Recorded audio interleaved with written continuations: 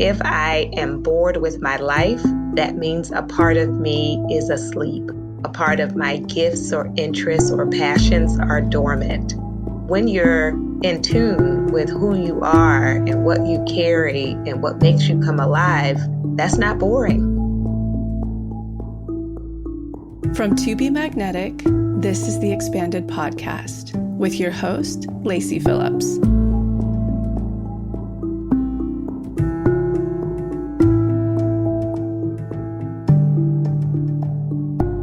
As the leading destination for neural manifestation, we dispel the woo-woo in order to help you create real, tangible results based on neuroplasticity, psychology, epigenetics, and energetics. Our goal is to normalize the practice of manifestation and empower you to get into the driver's seat of your life in order to manifest the experiences, relationships, and things that most align with your authenticity.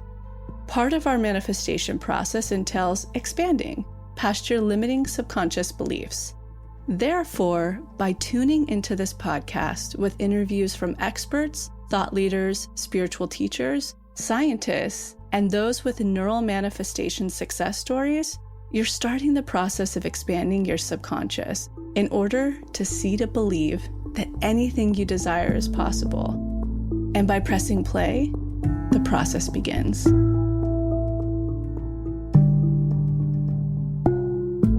Welcome back, everyone, to another episode of Expanded. Jessica here. I hope you are having a very restful and restorative holiday week. I know that is a big theme this time of year, and I think this year more than ever, a lot of people are craving that inward, introspective, and slow time, so hopefully you guys are getting some elements of that over your holiday. We are in week 3 of the Manifestation Challenge. This week is all around unblocking. And we intentionally created this week close to the holidays when a lot of you are spending time around family, loved ones, or maybe you're apart from family and loved ones. It often causes a lot of internal processing, triggers, tests, emotional reactions that can come up, even reactions that consciously we're unaware of, but our nervous systems are aware of. So we wanted to put the unblocking week to support you during this time when you might be most activated. Make sure to go through it. We have the Unblock DI, and then we are releasing early our Inner Child DI. I'll talk more about that in a minute, which is really going to help support you, especially at home or dealing with family triggers and tests and dynamics going on at this time. And it has been such a powerful challenge this far. I have had the most kismet and wild things come in such interesting ways, and I feel like I'm learning so much about myself in this process that it truly is super speeding this process. And it's so funny because I'll talk to members who've been doing this for a while who say, wow, I feel like I have fresh eyes on this work. I'm seeing it in a whole new way. I'm navigating it in a whole new way. Each of the elements are happening in a whole new way, and it's making this process more seamless and faster. And then I'm talking to brand new people who are like, I'm already manifesting mini manifestations and I'm getting pings out the wazoo. So it's really, really cool to see no matter what level you are at with your manifestation work, even if you are brand new, this manifestation challenge is going to be the key to helping you learn this process and be manifesting faster and more authentically than ever. And next week, we have our Inner Child Week in the challenge where we are going to meet our inner child, connect with our inner child, understand any needs that weren't met from our inner child, and really see how our inner child is taking root into what we are manifesting, calling in, and the situations that are mirroring back to us now. When we can get that deep healing with our inner child, it really changes what shows up in the world in front of us. So I'm so excited to dive into all of that with you guys. You are going to absolutely love it. And if you are coming back after the holiday season, make sure to do this Inner Child Week because it is so powerful. Don't forget, we have our big manifestation sale going on right now. To join the pathway, and you get free access to the Manifestation Challenge. The challenge will be open until March. So even if you guys are enjoying your long, restful holiday and want to join after the holiday, you absolutely can start then. It'll be open the whole time. You can go week over week. And we have our big sale going on until December 31st at midnight. make sure to lock in the lowest rate of the season before then. And I wanted to share this really, really powerful mini manifestation story with you guys. So stay tuned for the end of the episode and I will share it. And hopefully it sparks some inspiration of what the blocks that are in the way of your manifestations might be. So today we have a best of 2022 re-air with Dr. Thema Bryant. She is a clinical psychologist, president-elect of the American Psychology Association, a professor of psychology at Pepperdine University, and ordained minister in the African Methodist Episcopal Church. She has earned her doctorate from Duke University and completed her postdoctoral training at Harvard Medical School. She has over 20 years' experience in trauma recovery and has appeared as a mental health expert on TV, radio, and all media. She also has an incredible book out called Overcome Fear and Trauma to Reclaim Your Whole Authentic Self, Homecoming. It is one of my all-time favorite episodes, and even listening back, I was like, wow, she really explains the connection and the importance of the healing work in order to connect with our authenticity and how our authenticity can show up in so many different ways. A really powerful episode will definitely inspire you to continue on with your journey, and wishing you all a beautiful, beautiful holiday season.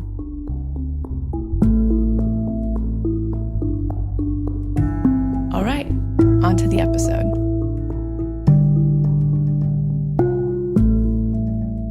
I am so excited for today's guest. We have Dr. Thema Bryant. Welcome. How are you doing? Oh, thank you so much. I'm doing well and excited for this conversation with you, and just in a real place of gratitude. I've been following you for so long and listening to Homecoming, the podcast, and just had the opportunity to finish reading Homecoming, your latest book. So it is such an honor. I feel like I really deeply resonate with your words and even like the energy of your delivery. I was thinking about this before recording, but there's something about the way that you talk about such kind of heavy or scary topics in a way that feels like a warm hug. It feels like, oh yes, this is what it's all about. It's safe to explore this or think about this or move to this space. So you're so excellent at that. I appreciate you saying that, because I think often these difficult topics people shy away from because their experience or expectation, it's just that it's going to be horrible and leave you in a terrible place. And so I think it is so important to approach it with care, but to still approach, right? To still speak about it, but just being mindful of doing it at a pace and at a tone and in such a way where people can stay with it. And even in the book, you share a lot of different stories and examples of clients you've worked with and had as well. And I think what's interesting about those stories and hearing about it is like there can be pain and shame and so much heaviness in that. And by the end of the story, there's hope. Mm-hmm. And I think that's that piece that, everyone needs to feel that sense of hope for something more, something better, something integrated, which is really beautiful. Yes, for it not to be an ending, even when there are endings, like ending of relationship or the ending of a job or the death of a loved one, to be able to sit with that, acknowledge it, and then also open ourselves to new beginnings in whatever form that might take. Absolutely. So one question we love to kick off with here is, what is your cultural background and upbringing, and how has that shaped who you are today? Yes, beautiful. So I'm a woman of African descent. I'm African American, and that is integral to who I am. Actually, my parents, who are both Black Americans, selected African names for us. So the name Thema means queen. And then my middle name is Simone, after the incredible singer Nina Simone. And so my culture and my heritage is in my name, and thinking about kind of ancestral inheritance, that I was raised with a sense of community, that it's not just about me or just about materialism or, seeking status, but really the importance of giving and sharing and connecting. And I'll say that not only comes from my cultural heritage, but my faith background. I grew up as a pastor's daughter. And so, in our tradition in the Black church, church wasn't just some place where you go on Sunday morning, but throughout the week, it really was a community center. So we had jobs training, we had a GED program, we had a women's center, we had, cultural fairs. And so really growing up with this sense of connection and the importance of giving back and empowerment. I love that. I think community is one of those aspects of healing that people don't talk about a lot. Or, we always think of healing as like this thing that we do in our bed journaling or on a therapist's couch. And definitely that's part of it. But there's another sense of healing with a community, to be seen and validated by others, to share in your spirit or your culture. Talk a bit about that and the necessity for the community. Yes, thank you so much for raising that. So, one of the terms for your audience to know is decolonizing psychology.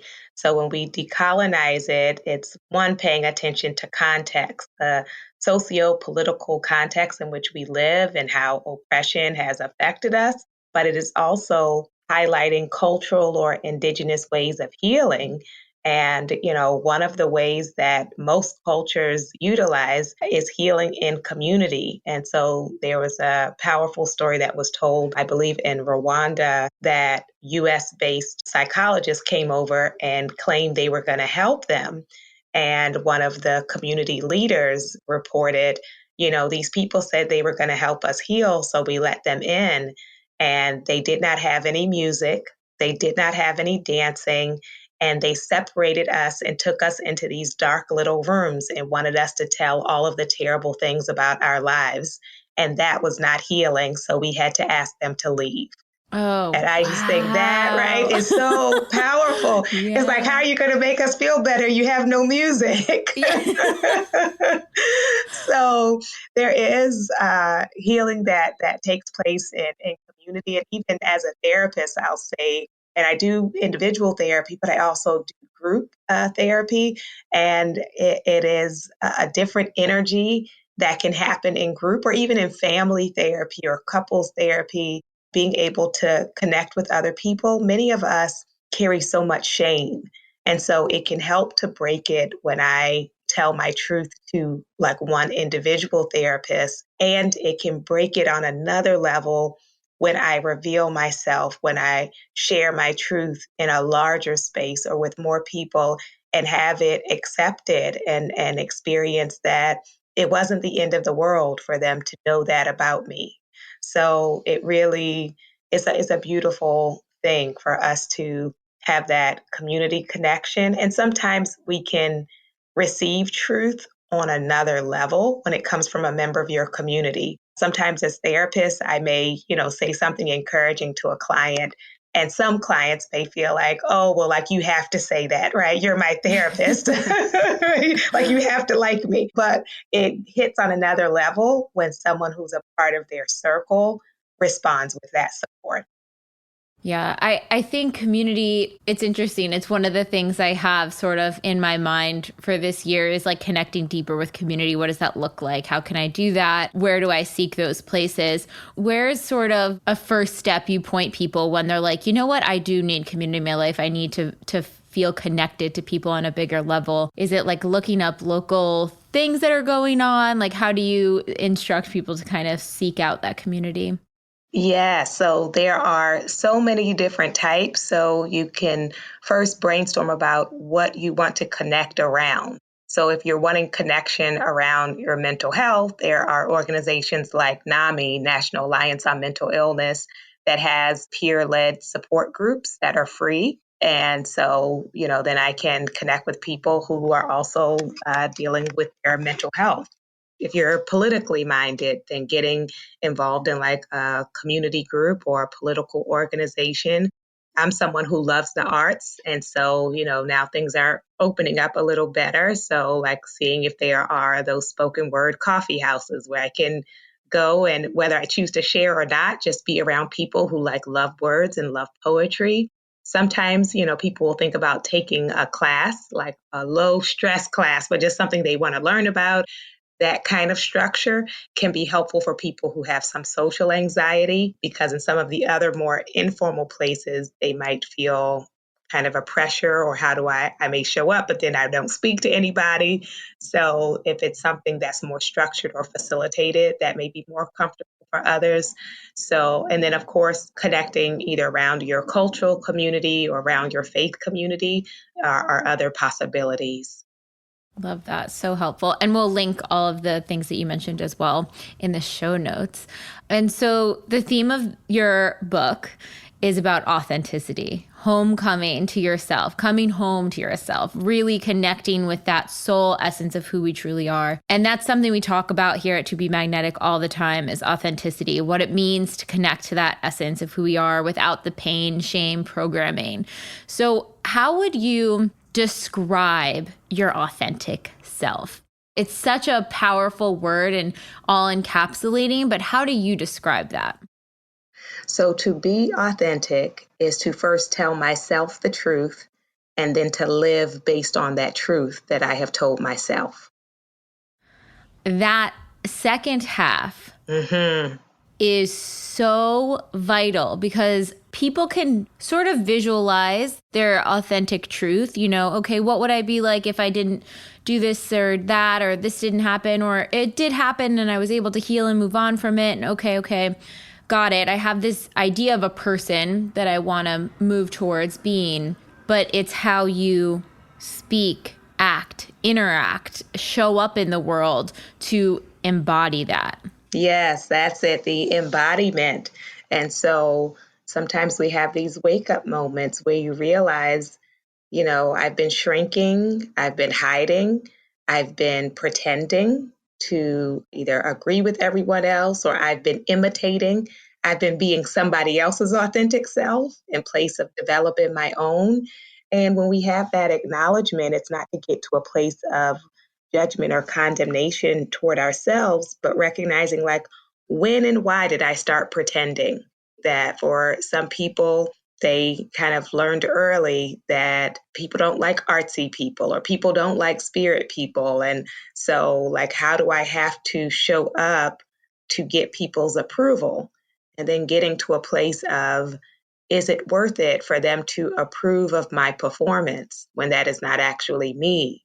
So now I, enter the season in my life where I'm willing to risk the rejection of authenticity, that I'm going to be me, and not everybody is going to like that. So we have to heal our people pleasing and approval seeking, and not in that harsh way of like, I don't care about people, but I believe in the value and importance of authentic connection. And we can't have a real friendship if one of us has to pretend. I think it's so hard to push up against that. I know I can see people want this of me. I am not that. Okay, let me morph because I'll be safe. I'll be protected. I'll be part of the group. I won't be pushed out or cast aside. And I think we're just, even our nervous systems are so afraid of that disconnection. It's so scary to be seen for who we truly are, knowing that it might not be what someone else wants. Yeah. And to know, that it makes sense that we do that in friendship. It makes sense that people do that in dating. And at the same time, to know it's not sustainable. The performance is not sustainable. And so you will leak out. And then how will they respond to that? And even if you're able to keep it up for a long time, the resentment grows and the fatigue grows, because you're doing a lot of emotional labor to silence yourself. Ooh. And you said in the book too, there are signs of that disconnection from authentic self. It can present in depression, anxiety, non-compassion towards yourself and others, stuck in anger, hypervigilance, disassociation. Talk a little bit about some of those ways that the repressed authentic self leaks out when we're hiding it. So important, because sometimes we don't even realize it within ourselves. Like I said, there can be those moments of a wake-up call of like, I miss me. This is not who I want to be or how I want to be.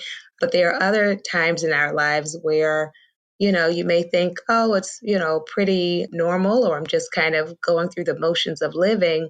And so to do a check of like, am I really present? Is this really me? Am I in flow, or am I forcing myself to be something else or be someone else?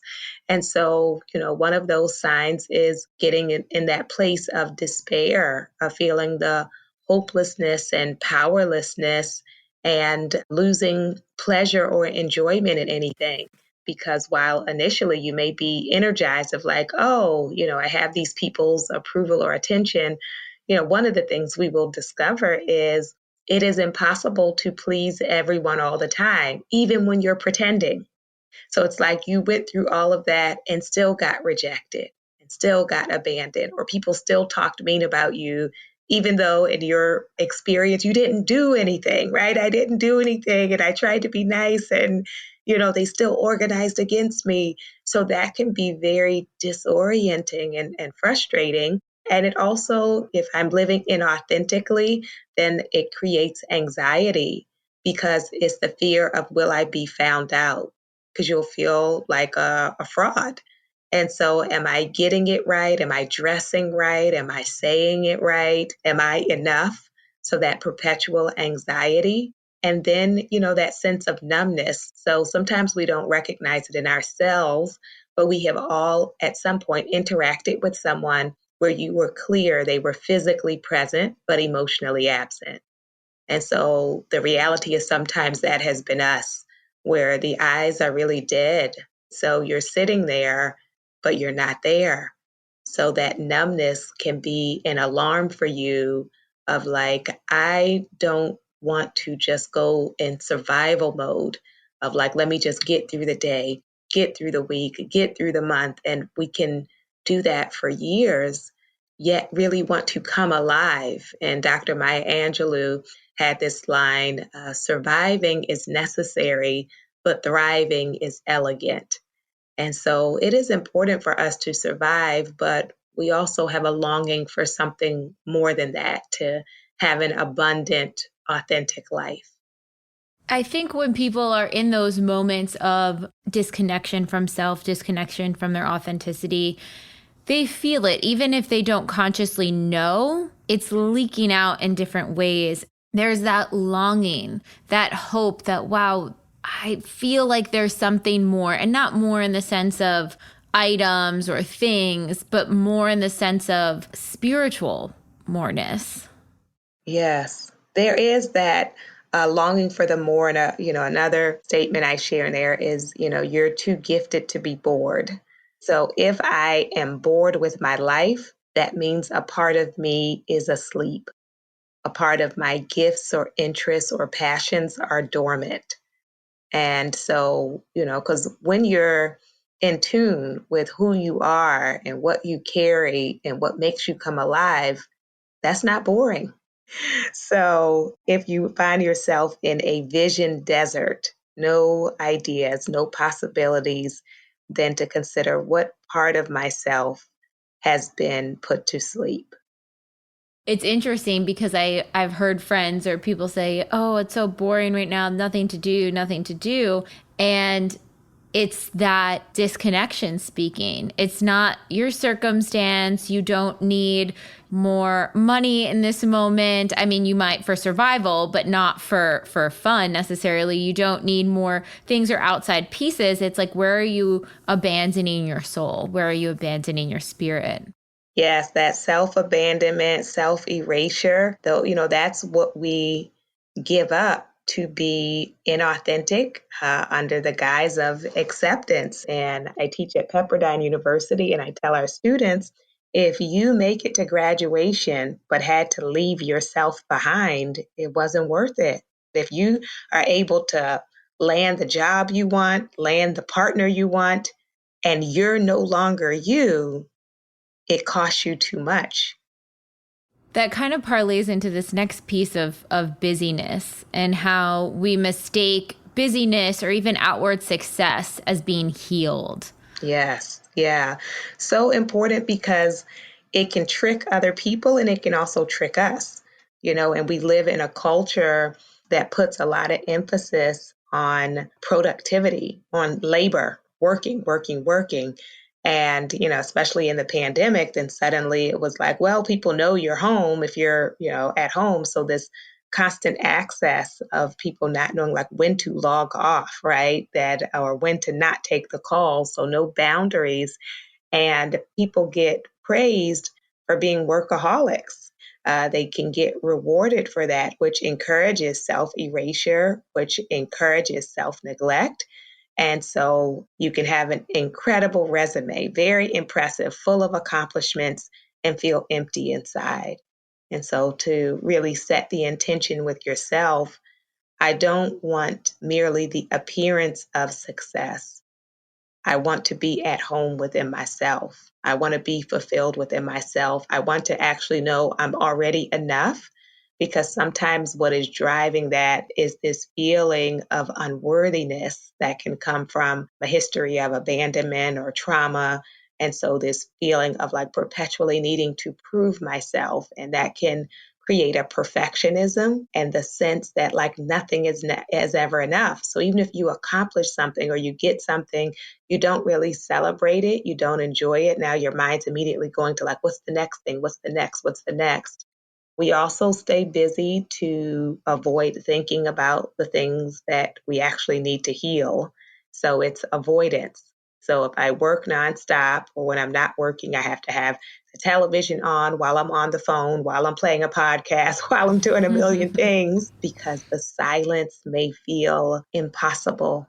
In the silence, you may think about some things you don't want to think about, but running and busyness are not the same thing as being healed. And so we really want to be able to face our own pain. We want to be able to face our own memories so that they don't continue to run us, but that we have power to be able to hold it. And I think that's that big piece, which is if we do not look at it, it is still impacting us. Mm-hmm. And that's an important point, because many people don't connect the dots, and they'll say like, oh, I'm over it, or that happened a long time ago. It doesn't bother me. I just put it in a box and, I don't think about it. I don't talk about it. But as we said before, it leaks out. It shows up in the ways that we parent. It shows up in the ways that we partner. It shows up in the ways we treat ourselves. It shows up even when it is beyond our awareness.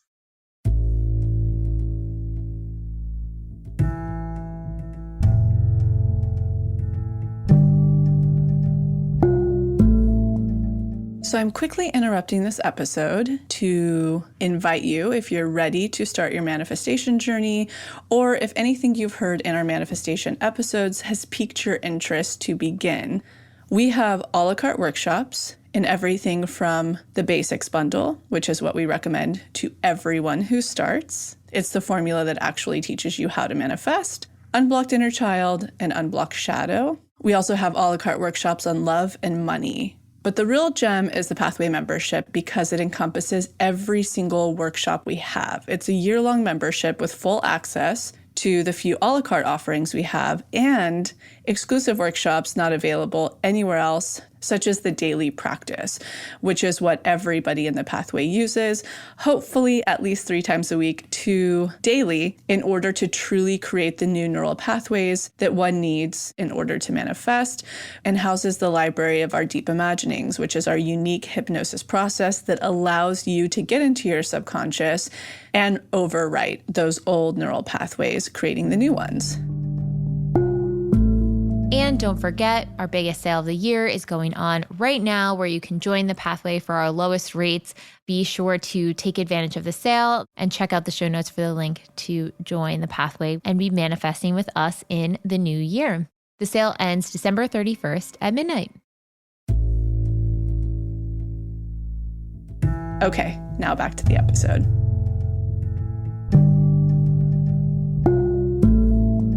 Talk a bit about the reparenting process and going back to our inner child versions and kind of seeing through the lens of their eyes and what they witnessed and what they actually needed but likely didn't get. And one thing in specific, the role of accountability from parents, because a lot of times people will, one of the biggest things is they just want their parent to say, you know what, I didn't do a good job, I'm sorry, or I messed this up, I'm sorry. How do we come to terms with that not happening in real life? So important. And so because we're parented by people and human beings, it is imperfect. And so there's a range of, how severe that is. But even those who feel like overall they had very caring parents are usually able to still identify some times or some categories in which things could have been done better or could have better prepared you for life or to connect you to yourself. And so given that, we're aware that for some people, they stay stuck in that resentment of the past or the resentment of what they didn't get, or feeling like they are permanently damaged because they'll say, well, my foundation is off. And so since the foundation was off, that's it for me. And, while it is not an easy road, it is possible to recognize the ways in which there are some aspects of parenting that I did not get because of the guardians or parents that I had. So now I want to, from a place of empowerment, think about the ways I can give those things to myself. When we put our lives on hold, waiting for an apology, then we are disserving ourselves. It would be wonderful for people to admit when they've messed up, and yet it is not something we can make people do.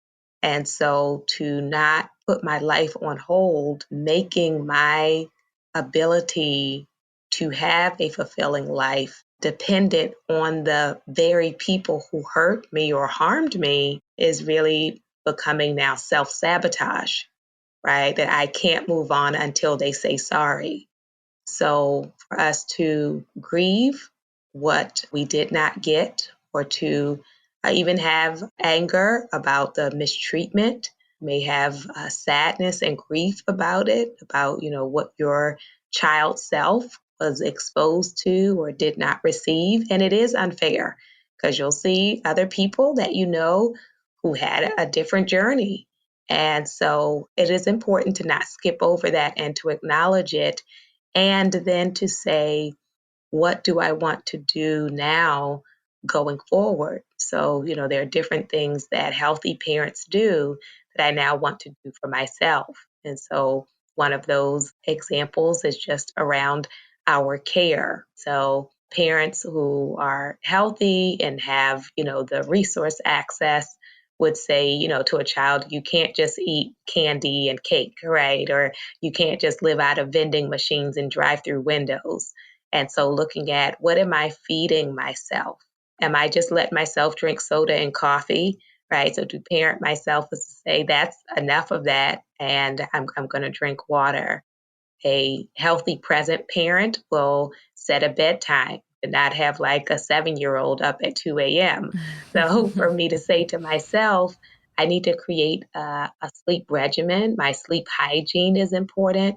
I'm deserving of rest, that I'm not going to just either sit on the couch with the TV watching me, or like work until I fall asleep with a computer in my lap, but to say I'm deserving of rest and of care. So the different ways we can nourish ourselves is a part of reparenting. I love that they're so actionable. A Yes. lot of times reparenting and inner child work that we do is subconscious and in kind of a meditative state, but then taking that into the real world and saying, okay, I wanted those things, I didn't get them. If I was integrated or had that support, how do I start acting from that place now? Yes. And the practical piece is so important. That's why at the end of each chapter are the homework assignments, because I don't want people to just read it and say, oh, interesting book, but for us to think about ways to apply it. Absolutely. I think that's where that massive change, that shift happens. It's like the awareness of it, the feeling of it, and then the action. Talk a little bit about anger. And you talk about in the book scaling anger events. What is that? You know, our anger comes up a lot of times when we haven't had space to have anger, or we're recognizing that, you know, this thing that I swept under the rug was actually really painful. And now I'm finding my voice and I'm able to stand in my authentic self and stand up for myself. But sometimes it can come out, you know, as an overcorrection or an attack in anger. So how do we start to balance that emotion? So first, to release judgment, if you grew up in a household where it was not okay to be angry, you know, that anger is, you know, a human emotion. And what I like to say is it's healthy to be outraged about outrageous things. So some things people have experienced or some things you see in the world are outrageous. It's not that I have to like feel nothing, you know, when people just highlight this disengagement where, you know, I'm neutral and nothing bothers me and I don't care about anything. But to be a compassionate person, to be a caring person means that when things that are done that are harmful, you know, that you have feelings about that. So it then just becomes, what do I do with those feelings? So we talk about constructive anger versus destructive anger, because for some people, anger, frustration, outrage is what motivates them to be a change agent. When I was living on the East Coast, there was a campaign about sexual assault, and they had billboards around the New Jersey area, and the billboard said, "We should be outraged." And it was trying to motivate people to be a part of, you know, the movement to stop sexual assault. And so, you know, the things that you're upset about, what do you want to do about that? What is possible to do about that? And then I would say, taking care of your humanity is making sure that I still give myself access to a range of emotions.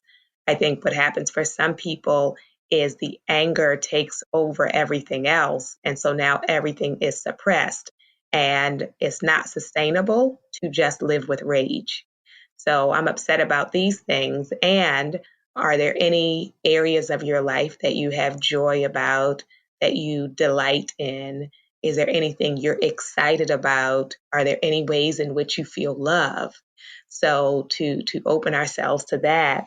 And then back to the anger, when you were talking about the scaling, you know, I give clients who have challenges in this area this exercise to develop the skill of being able to rate an offense. Because for some people, it's 0 or 10. And that causes, you know, our nervous systems are not built for us to constantly be at that state of level 10. And so, you know, if my response to someone cutting in front of me in line is the same as, you know, someone actually assaulting me, then I'm having difficulty with scale. And for some people, it's, you know, it's definitely learning. For some, if we just bring it to their awareness, they can start scaling immediately. And some people really don't get it that these different things are not equal. And so really having to slow down. And a part of what that could be is where people grew up. I've had clients who have shared that in their community, you had to respond at level 10 because then nobody else would bother you. So if people think I'll go off to the max, right, then I'm safer. So to be able to then differentiate, okay, that was that neighborhood you grew up in, and now you're 30 years old and you're working in this office. So it's a different culture, a different climate. And if you do that in this space, you're going to lose your job. So it becomes like an orientation. I think that's such a really powerful way to look at it. And it's not saying don't feel anger. And it's not saying you have the right to blow up on every single person that has any perceived slight towards you. It's one of those emotions that, like you said, are an empowering emotion because it requires you to look at what action needs to be taken from the anger. And it doesn't have to be an angry action, it could just be, I need to remove myself from this space or cut off this person or set a boundary or whatever it may be. Yeah, it's so important that we get to that space, and it can be a new skill. Also, talking to people about what was modeled before them, that a lot of us either saw parents who never said anything to anybody and often got taken advantage of, or parents who modeled being really volatile or hostile. And then some people are afraid of any anger because it was not only about creating space for my own anger, but also creating space for other people's anger. So if people grew up in a circumstance where anger meant violence, then when other people are upset, it's like they can't tolerate it, or they become very fearful or panicky because their association is, oh, you're angry, then you're going to hurt me. Whereas the person may really just be saying, I'm mad that you did whatever you did. So developing the skill set so we don't overgeneralize based on our limited experiences, to know that there are other ways of relating, there are other ways of disagreeing, there are other ways of expressing than we may be used to. I think one thing in the trauma, healing aspect of this is our nervous systems need to really be reset and sort of have this space of, okay, can we tolerate it in this without going into shutdown mode or fight or flight mode? What are some of the sort of practical ways, and you share a lot of these in the book, but like, what are some of those ways of expression or healing or movement that we can start to calm that nervous system or support it more? Absolutely. So taking breath, and I like to talk about it as sacred pause so that we're not so reactive. So giving ourselves time to center and breathe, not just in the moment of tension, but throughout the day. When you're a trauma survivor, you may find yourself holding your breath or breathing in a very shallow way. And so giving myself space to slow down and really breathe. Interestingly, humming helps to calm the nervous system. Rocking also helps to calm the nervous system. And so, psychology is kind of late to the party. They, have discovered with studies about humming and rocking, but many of our cultural traditions have been doing that for generations. And I would also say, check your circle, meaning who do you spend time with? Some of us have difficulty getting to a safe, calm place because we're not around safe, calm people. So am I in relationship with people who are good for my nervous system? That's an important check. And if not, I need to examine that and may need to make some decisions around that. And then there are, some compassion holds. And so placing one hand over your heart, one hand on your belly as you just center into your breathing can be a beautiful way to calm your nervous system. Drinking water, putting cold washcloth on your face can also be great ways of calming ourselves. I love those. So, so helpful. One other piece you touch on in the book, which I think is so powerful and important and needed, is how people of marginalized communities can kind of start to peel back some of the pain. And especially when they are still facing oppression, racist encounters, whatever's happening in their society. What are some tips or insight or ways that people, who are listening to the podcast who identify with those communities can start to approach their healing work? One quote that really stuck out to me from the book was, internalized oppression is when you come to believe the lies you've been told about yourself. Yes, and that is so important to recognize and to heal it, because we can just take those things as truth, because throughout our lives we've been bombarded with these messages. So, I hear it if I'm thinking about women and sexism, when I hear women say things like, I don't like to make friends with women because women are petty and competitive. And I'm like, so women are petty and competitive and men are collaborative and deep, right? It's like, is that really, is that the truth? And so sometimes people just say things as fact that are really just based on stereotype, even of the group that they're in. I remember working with a Black adolescent girl, and she was talking about, Black kids don't know how to act. And I said, where are you getting that from? Now, at her school, all of the behavioral challenge classrooms were filled with Black kids. And of course, not looking at what are the disparities that happen when we look at subjective discipline of what kid gets told to, have a seat and lower your voice, and what kid gets sent to the principal office, or what kid is now labeled in this way. And so needing to disrupt those ideas, not only about our capacity, but even around beauty. A lot of people really struggle with body image, and we have been presented with billboards and magazines and television shows and films that often present very narrow ideas about what is beautiful. And then, who benefits all of these companies that convince us we need their products. So to be able to recognize what are the lies I have come to believe about my own community, whether I think I'm included in that or whether I think I'm the exception, and to begin to think about culture as medicine, that it is beneficial to learn about my cultural heritage, not just about racism. So, yes, oppression exists, stereotypes exist, and it's not just that I want to try not to believe the stereotype, but I want to come into clarity about who I actually am, right? The things that I was not taught in most, school settings. Often, when it comes to Black history, people learned very briefly slavery and then Dr. King. And here we are. There's so much more. And so to know the gift of that, that there is wisdom in your cultural heritage. So I like to say, we don't just have ancestral wounds, but we have ancestral wisdom.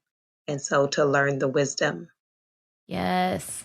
I think that's such an important piece because it's disrupting the lies that you've been told to believe about yourself, the rejection of self, the rejection of belonging, all of that you have to question, push back on, really just say, I'm not taking in whatever this person is trying to put on me because I believe it is not true. And then it is then celebrating and doubling down on your authentic expression, your cultural expression, because that is really going to shift how you and others around you are viewing yourself. That's right. Yeah, to show up as yourself and know, that you're deserving. How do you guide, I think if the root of a lot of these limiting beliefs is I'm not enough, I'm not good enough, I'm not worthy, I'm not special, all of those things. It's really that I'm not enough root. How do we begin to push against that? Because I think in the beginning, you're like, okay, instead I'm going to believe I am enough. Well, I don't feel that right now. So where do we go from here? Right. So it really is about perfectionism. What would somebody have to be or do to be worthy? And what often happens is we are giving more grace to other people than to ourselves, that we're holding ourselves to a standard that we don't hold other people to, or we are comparing ourselves to other people's performance. So, I'll give by way of example, in the pandemic, some people on social media were like presenting that they were living their best life, right? Mm-hmm. So, then if you are comparing yourself to that, then it's like, oh my gosh, I'm so inadequate. All I did today was like barely get out of bed. So to be mindful of what we're comparing ourselves to, and also to say, I am not perfect, but even with my imperfections, imperfect people are deserving of respect. Imperfect people are deserving of care and connection. An imperfect person can still have a contribution to make. And so that eases it from this idea, because if I say, often I think worthiness, then people have to like kind of disrupt who do you think is worthy? What makes somebody worthy? Like, does my humanity come with a worthiness, right? I'm a human being. So does that, mean I'm worthy of some things? And so to give myself that. And then kind of piggybacking off of that, this idea of like authentic confidence. I think that is something people think you're going to all of a sudden wake up one day and be like, I want to go from not confident to confident. Mm-hmm. What Yes. are the ways that we can sort of maybe recontextualize this idea of confidence as like a checkbox instead of something we're growing into? That's right. So confidence develops over time. With the more I do something, the more confident I will be in it. And many of us have, as you're describing, this false notion of, I want to wait till I'm confident, or I want the magic formula to be confident, and then I'll just show up and be amazing. And so in mindfulness, the phrase is beginner's mind. Do I have the capacity to start even when I'm not an expert? Even when I don't know fully how to do it? Can I start?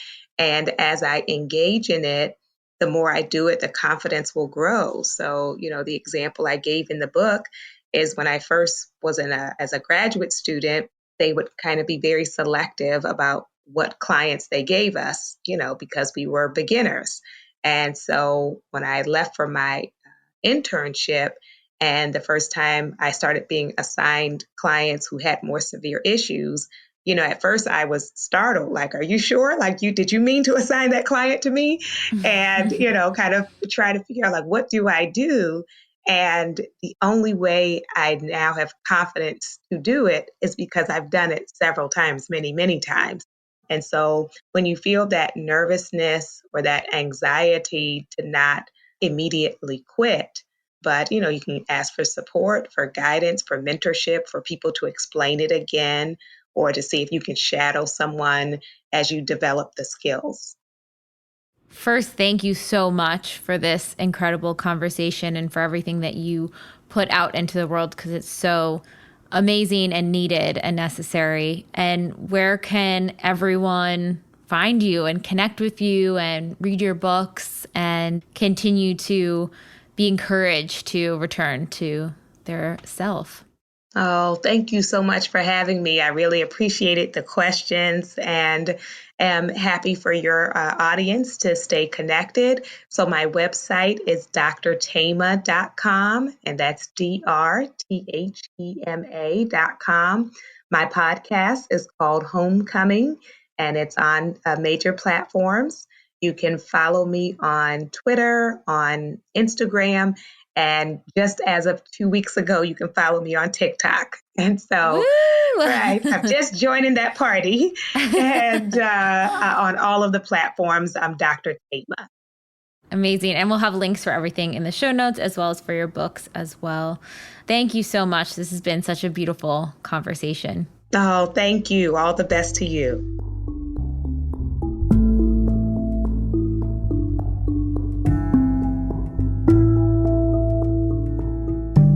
I hope you guys enjoyed that episode. And I just wanted to share this little mini manifestation story about my couch, because I think it really breaks down how blocks connect to our manifestations and the ways in which we can move through them in order to take that aligned action and then connect with our manifestation.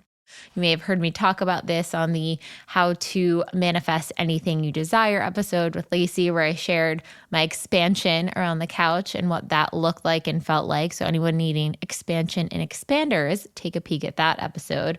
But there was one little last piece, and it had to do with a block that I had been working through and then taking aligned action on the other side.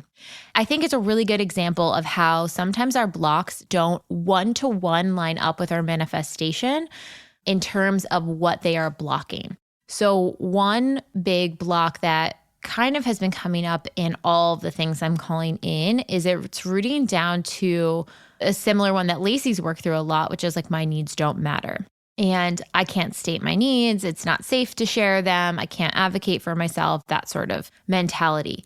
And as I was unblocking and going through the unblocked EI and getting nurturing around that and creating experiences in my mind where I could state my needs and they would be received well and everything would be fine, or the other person didn't receive them well and I was still fine and I just had safety and comfort of me, I had an opportunity where I really needed to take the aligned action and speak my needs in real time when the couch got delivered.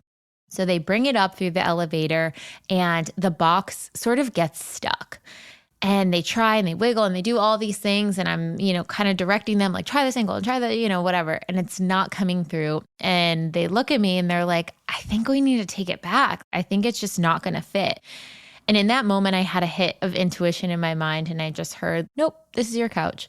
And I was like, okay, so let me just think of a creative plan. Something will come. And I realized if we take the box off, we could 100% move this couch through. But that would require them to bring the couch all the way back down the elevator, do it in the lobby area, and then bring it back up again, which could be a pain in the ass. And my inner people pleaser was like, oh, you're asking for too much. Don't ask them to do all of that. And I was like, this is the test. I need to speak my needs and know it's okay to ask for these things that feel aligned. So I said, look, let's bring it back downstairs, flip the box around, take it out of the box, and I think it'll be completely fine. Take it out, fits no problem through the elevator, completely fine. Couch lands in my apartment. And yes, it's just a couch. It's a silly material thing, but the core essence beneath it is so powerful. Knowing that, wait, I have an opportunity here. I can either stay quiet and not ask them to do something that I think they might think is a pain in the butt to do because they're having to do extra work, move it again. But also I know that this is my couch. I am deserving of having something that I love and brings me joy and luxury and comfort in my home. It was just such a good example of knowing that you can advocate for your needs, you can ask for what you want, and put yourself out there in a really loving, generous way. And, which was even more amazing, they were totally receptive to moving the couch. It was no problem at all. They didn't have a big issue with it. And of course, I thanked them thoroughly and tipped them really well. But it just goes to show that when you speak your needs and you actually put your authentic needs out there, it can be matched in such a beautiful way. And so the idea is we want to go in and reprogram, get a healing around these fearful experiences. So that way, when we take action in real life, it can be aligned with our new belief, which is that your needs do matter. And what would someone act like if they believe that their needs matter? They would ask if someone could do this for them. So just a little food for thought there. And don't forget, for anyone out there, if you haven't started going through the challenge yet, or maybe you fell off during our unblocking week, then blocking week is so, so important in the next few weeks after, all around this unblocking piece, unblocking with our inner child, where these limiting beliefs came from, how to move through them, how to heal them. So if you fall off at this point, totally fine. Just jump back on in the new year. You can restart at any time. It is such an important piece of this process. So do not skip over the unblocking. It really is the heart and soul of this work and is the thing that I see the biggest shifts after doing that unblocking work. So we're so excited to see what you guys connect with. We will see you next week.